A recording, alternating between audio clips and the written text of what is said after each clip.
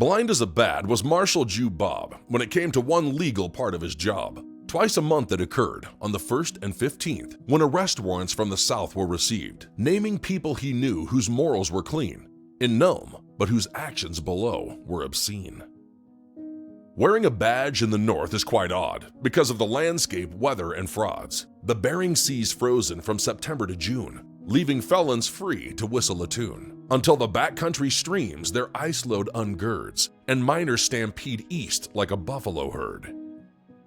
Once out of Nome, there was a great throng of gold seekers with sluices, pans, and long toms. The men scrambling inland leave you no doubt. You break the rules here, you'll never come out. Beyond Nome to the Canadian border, there wasn't much law, but plenty of order. If you proved yourself unwilling to change the behavior on warrants on which you were named, summer, winter, springtime, or fall, you were told to beat feet or the hatchet would fall, and you would be shipped to the prisons outside, where escaping was rare and most inside died. In Nome, if you could not keep your nose clean or committed acts which were considered obscene, you were sentenced to serve the town for a while, reducing logs to splinters on the city's woodpile. To keep you from running, your boots were sequestered, and in summer, clouds of mosquitoes did fester. As ice began forming across Norton Sound, Marhall Jew Bob began making the rounds. First came the collection of cash from the folk who wanted the derelicts gone from the north. The cash was then used as the ice sheet thickened for one-way passage south, so-called blue tickets. The curse of the law is knowing the truth, but not having the right to go beyond sleuth. Because when a man of law goes bad, there's not much to be done, so sad. And there are certain outrages you have to absorb and live with the bile and/or drop overboard. At one time, a deputy man of the law was Wilson Meisner, who chose to outlaw.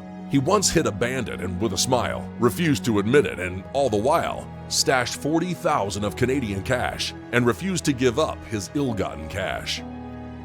Marhall Jew Bob got news from the east that two hooligans had pulled a deceit. Scurvy Bill, along with Two-Tooth Mike, had purloined the gold, then taken a hike, hot-footed west as far as they could go, and holed up in Meisner's cabin in Nome.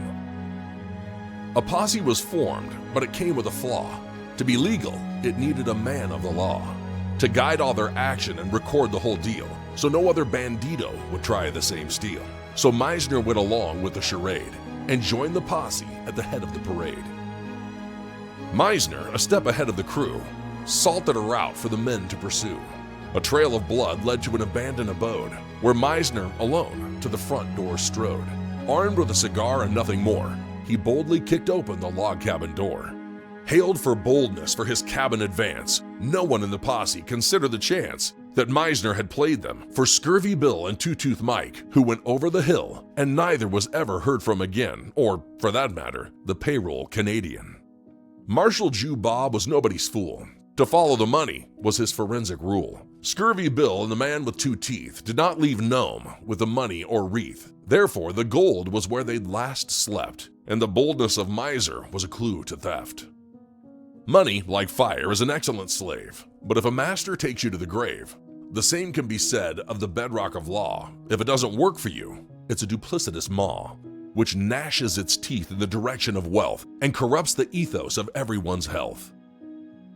Meisner left Nome supposedly broke. Oddly, it seems, Lady Luck then awoke, and Meisner bought land in southern climes, leaving to wonder if justice was blind. But no one had proof to Meisner impugn, so all was just talk in the Bonfire Saloon.